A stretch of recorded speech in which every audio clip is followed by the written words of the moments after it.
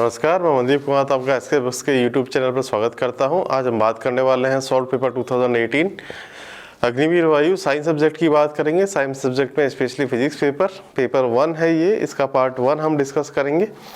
दो पार्ट में हम इस पूरे पेपर को डिस्कस करेंगे। तो पार्ट 1 यहाँ स्टार्ट करेंगे, बट पार्ट 1 स्टार्ट करने से पहले मैं आपको हमारी बुक्स के बारे में जानकारी देना चाहूँगा। यहाँ स्क्रीन पे हमने 3 बुक्स दिखाई हुई है आपको। Agniveer Vayu Indian Air Force science subject practice paper with solution of difficult problem, 52 papers इसमें दिए हुए हैं। और ये जो स्पेशली पेपर लिया है और इसका सॉल्यूशन है वो कंप्लीट इस बुक में दिया हुआ है।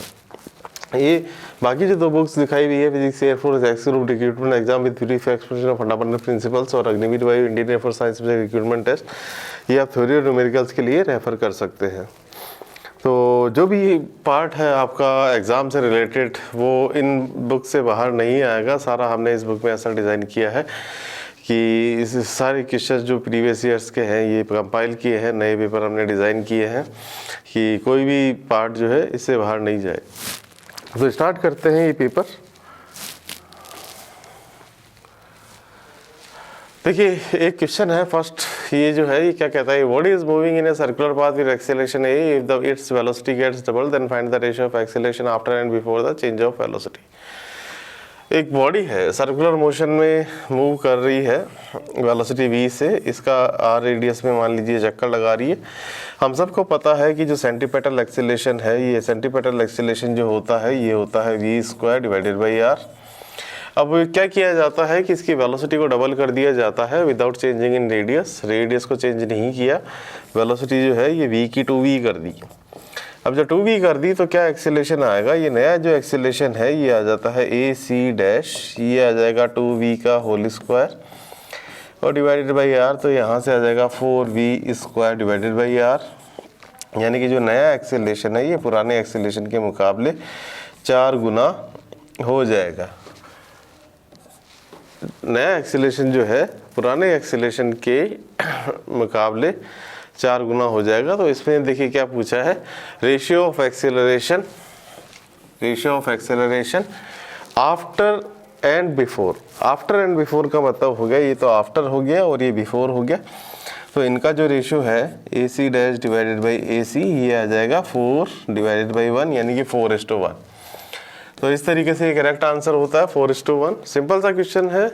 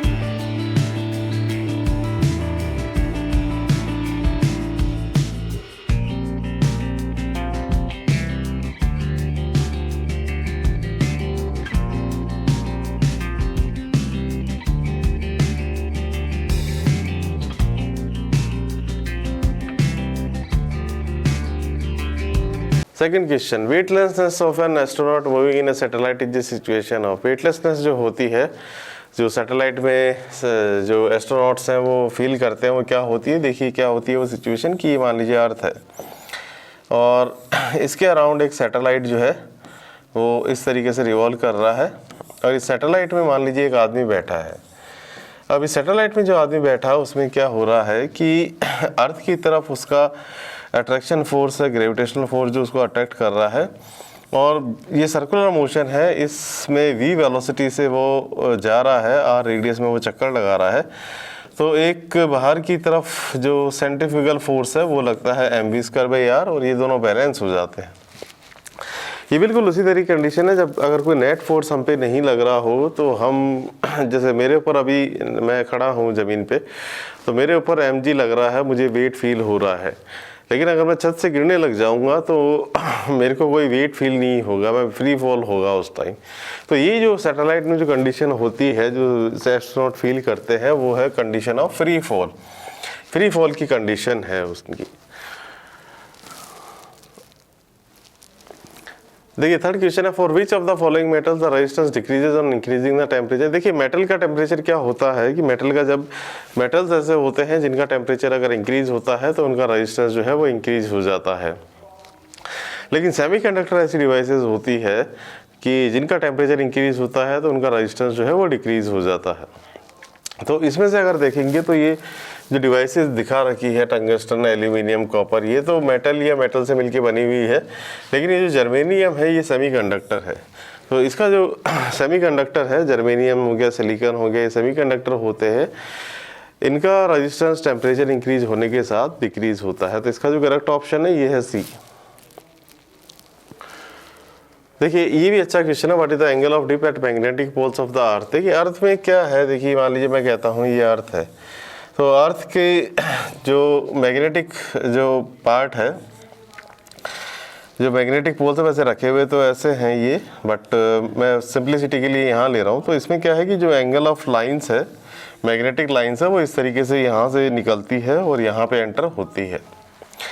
अब जब यहाँ से निकल के इस तरीके से एंटर होती है तो मान लीजिए कोई मैग्नेटिक नीडल रखी हुई है, और ये जो मैग्नेटिक नीडल है इसको अगर हम सिंपली प्लेस करें तो मैग्नेटिक नीडल क्या होती है कि इसकी खास बात क्या होती है कि ये उसी डायरेक्शन में अलाइन हो जाती है, उसी डायरेक्शन में ओरिएंट हो जाती है जिस डायरेक्शन में मैग्नेटिक फील्ड है। अब देखिए फील्ड की लाइन क्या है कि पोल्स पे ऐसे जा रही है, इस वर्टिकल जा रही है, बिल्कुल वर्टिकल एंटर होती है वहाँ पे। नॉर्थ पोल पे भी एंटर होती है और नॉर्थ पोल से निकलती है, और साउथ पोल पे एंटर होती है।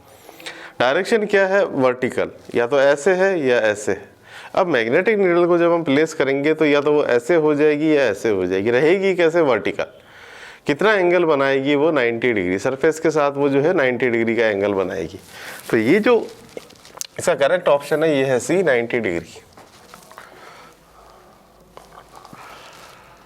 देखिए फिफ्थ क्वेश्चन क्या कहता है, charge moves in a circle perpendicular to the magnetic field upon which of the following time period of revolution does not depend. देखिए एक क्या है कि मैं इसका डेरिवेशन ही कर देता हूँ, बड़ा छोटा सा डेरिवेशन है। देखिए जी मान लीजिए ये इस तरीके से मैग्नेटिक फील्ड है, ये बी मैग्नेटिक फील्ड है, और इसमें क्या है कि जैसे मान लीजिए कोई चार्ज पार्टिकल है, ये v वेलोसिटी से इधर एंटर कर रहा है perpendicular to the magnetic field, तो इस पे एक इधर की तरफ फोर्स लग गया F मैग्नेटिक। ये F मैग्नेटिक क्या होता है, ये होता है Q और multiplied by V cross B, ये होता है F Q V cross B। और इसके कारण क्या होता है कि सेंटर की तरफ एक मैग्नेटिक फोर्स लगता है, ये होता है Q V B, और ये जो होता है ये होता है M B square divided by R. ये इस तरीके से यहाँ पे होता है। अब जब v की बात करेंगे तो ये आ जाएगा Q B R divided by M. तो टाइम पीरियड की जब हम बात करेंगे तो टाइम पीरियड होता है 2 पाई आर और डिवाइडेड बाई v। तो यहाँ से आ गया 2 पाई आर और divided by Q B R, और यहाँ पे आ गया m, तो यहाँ पे आ गया 2 pi m divided by Q B. अब ये टाइम पीरियड यहाँ से निकल के आ गया, छोटा सा डेरिवेशन मैंने यहाँ पे किया। अब देखिए क्या क्वेश्चन में पूछा हुआ है कि जो टाइम पीरियड ऑफ रेवोल्यूशन है किस पे डिपेंड नहीं करता है। तो देखिए मैग्नेटिक फील्ड वहाँ पे क्वांटिटी है तो इस पे तो डिपेंड करता है, इस पे चार्ज पे भी डिपेंड करता है, क्यू आया हुआ है उसमें, और मास ऑफ द पार्टिकल उस पर भी डिपेंड करता है। अब क्या चीज़ नहीं है वहाँ पे, वेलोसिटी नहीं है। तो जो वेलोसिटी है that is the correct answer, velocity पे डिपेंड नहीं करता है, तो that is the correct answer, velocity पे डिपेंड नहीं करता है टाइम पीरियड ऑफ रेवोल्यूशन।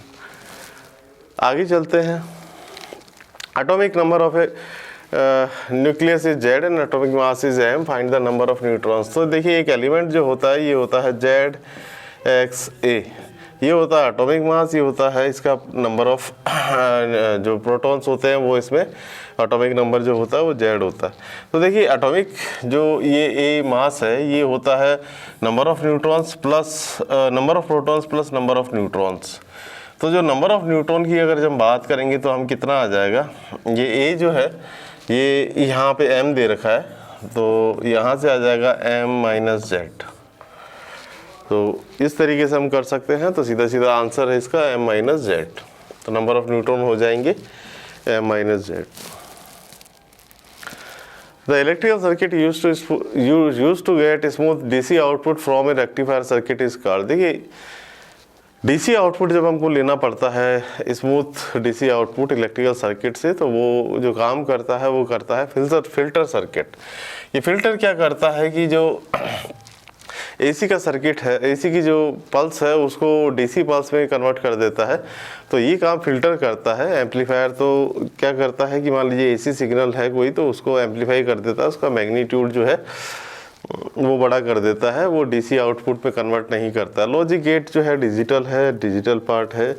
ये जो होता है ये जैसे नोट गेट और गेट वगैरह ये डिजिटल सर्किट पे काम करते हैं। ऑसिलेटर भी जो है इसी तरीके से एम्पलीफायर की तरह काम करता है।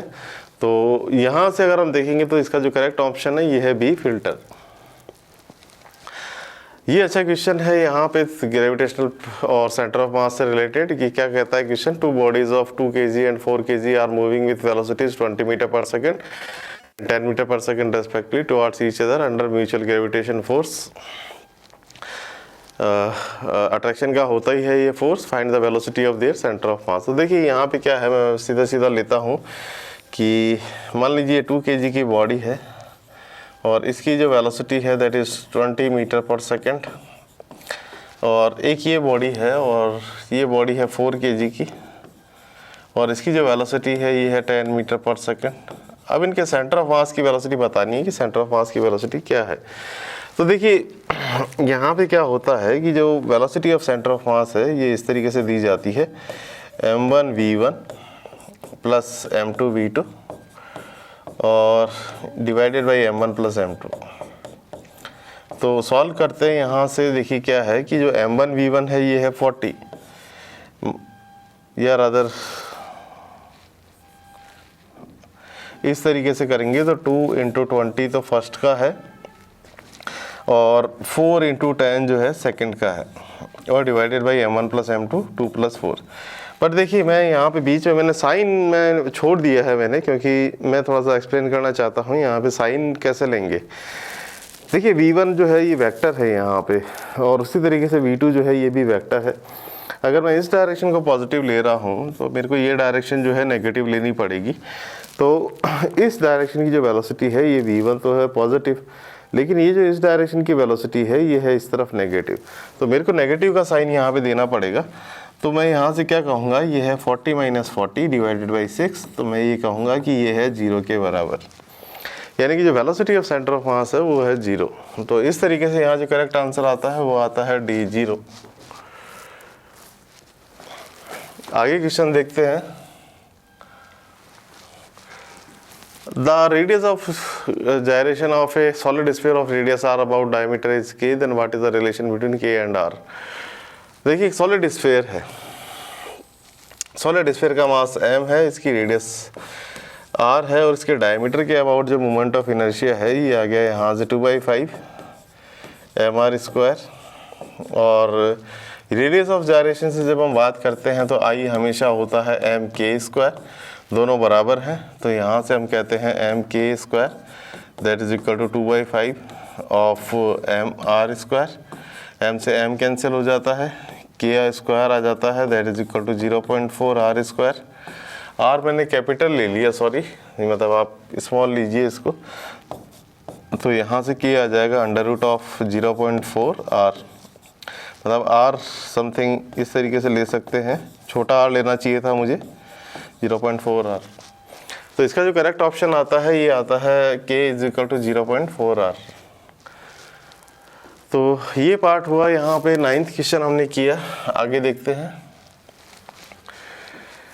विच of the following statement is true for adiabatic expansion. देखिए एडियाबैटिक एक्सपेंशन के लिए एडियाबैटिक एक्सपेंशन है यहाँ पे, तो एडियाबैटिक एक्सपेंशन के लिए कौन सा पार्ट ट्रू है, ये यहाँ से है। फर्स्ट लॉ ऑफ थर्मोडायनेमिक्स कहता है dq that is equal to du plus delta w, या इन शॉर्ट फॉर्म अगर हम डेल्टा की टर्म्स में लिखें तो ये है delta u plus delta W। अब डेल्टा W का मैं स्पेशली बात करना चाहूँगा, ये होता है इंटीग्रेशन ऑफ P dV। और अगर वॉल्यूम में चेंज पॉजिटिव है तो डेल्टा W जो है वो होता है एक्सपेंशन है, जैसे इस केस में एक्सपेंशन है तो जो dV है वो पॉजिटिव है, प्रेशर पॉजिटिव होता ही है, तो यहाँ से इसकी जो वैल्यू है ये आती है पॉजिटिव, ये पॉजिटिव वैल्यू यहाँ पे आती है। अच्छा, एडियाबैटिक प्रोसेस है। एडियाबैटिक प्रोसेस में क्या होता है, डेल्टा Q जो होता है ये 0 होता है, न तो हीट सिस्टम से ली जाती है न हीट सिस्टम को दी जाती है, तो ये एडियाबैटिक प्रोसेस का हो गया। अब दो पार्ट हमारे पास आ गए, डेल्टा Q का हमको पता लग गया, डेल्टा W का हमको पता लग गया, तो हम यहाँ क्या करेंगे, इसको तो पुट करेंगे 0 और ये होगा डेल्टा U, और ये पार्ट जो है समथिंग पॉजिटिव है। अब पॉजिटिव पार्ट इधर जाएगा तो इट विल बिकम नेगेटिव, ये नेगेटिव हो जाएगा, तो डेल्टा U जो है ये होगा नेगेटिव। तो इसका जो करेक्ट ऑप्शन है यहाँ पे ये है डेल्टा U जो होगा यहाँ पे नेगेटिव होगा। आगे देखते हैं, the velocity of A particle executing SHM is dash at its mean position. Mean position पे जो वेलोसिटी ऑफ द पार्टिकल है जो एग्जीक्यूट कर रहा है SHM को, वो क्या होगा, मिनिमम होगा, 0 होगा, इन्फिनिटी होगा, मैक्सिमम होगा। देखिए मैं आपको एक सिंपल सा एग्जांपल लेके बताता हूँ। जैसे मान लीजिए समथिंग एक स्प्रिंग मास सिस्टम है। स्प्रिंग मास सिस्टम में क्या है, जैसे मान लीजिए ये मास है और इसको मैंने स्ट्रेच करके छोड़ दिया, तो यहाँ पे क्या होता है कि ये मास यहाँ पे आता है, फिर ये मास यहाँ पे आता है, फिर ये मास इधर जाता है, फिर ये मास इधर जाता है, और फिर ये मास जो होता है इस तरीके से जाता है और आगे फिर इस तरीके से यहाँ पहुँच जाता है। अब देखिए जब वो एक्सट्रीम कंडीशन पे होता है तो उसकी जो वेलोसिटी है ये 0 होती है, इस एक्सट्रीम पोजीशन पे भी 0 है, इस एक्सट्रीम पोजीशन पे भी 0 वेलोसिटी है। लेकिन जब वो मीन पोजीशन पे होता है तो उसकी वेलोसिटी जो होती है ये मैक्सिमम होती है। इस पोजीशन पे जो पोटेंशियल एनर्जी है वो मैक्सिमम होती है, और जब ये इधर जाता है तो सारी पोटेंशियल एनर्जी काइनेटिक एनर्जी में कन्वर्ट हो जाती है। तो यहाँ पे मैक्सिमम काइनेटिक एनर्जी होती है। मैक्सिमम काइनेटिक एनर्जी का मतलब है हाफ mv², ये मैक्सिमम होता है। m तो चलिए मास है, कांस्टेंट है, तो जब अगर ये काइनेटिक एनर्जी मैक्सिमम है इसका मतलब है कि जो v है दैट इज़ मैक्सिमम, ये वेलोसिटी जो है मैक्सिमम है। और जैसे जैसे यहाँ से आगे जाएंगे काइनेटिक एनर्जी धीरे धीरे पोटेंशियल में कन्वर्ट होती जाती है, वेलोसिटी कम होती जाती है और एक्सट्रीम पोजीशन पे जाके वेलोसिटी 0 हो जाती है। तो यहाँ जो करेक्ट आंसर है इसका कि वेलोसिटी क्या होगी मीन पोजीशन पे, तो ये होगी मैक्सिमम। आगे चलते हैं, देखिए ये भी अच्छा क्वेश्चन है। Coil of an area 2 meter square is placed in a magnetic field which changes 4 Weber per meter square to 8 Weber per meter square in 2 seconds. Find the induced EMF। तो induced EMF का सीधा सीधा equation है, B दिया हुआ है हमको, B2 जो है that is equal to 8 Weber per meter square, B1 जो है that is 4 Weber per meter square। ये इस तरीके से होता है। जो टाइम लगता है दैट इज़ 2 सेकेंड इसको चेंज होने में। जो एरिया दिया हुआ है ये दिया हुआ है 2 मीटर स्क्वायर। तो देखिए ई क्या होता है, सीधा सीधा जो ईएमएफ इंड्यूस होता है ये होता है डी एन आता है वैसे, बट ये सिंगल कॉयल है तो एन d∅dt की जगह मैंने 1 d∅dt कर दिया। अब जो फाई है that is magnetic flux. Magnetic flux क्या होता है, मैग्नेटिक फ्लक्स होता है ए बी, ये है। तो जब इसका देखेंगे तो एरिया तो कांस्टेंट है, ये है D B divided by D T.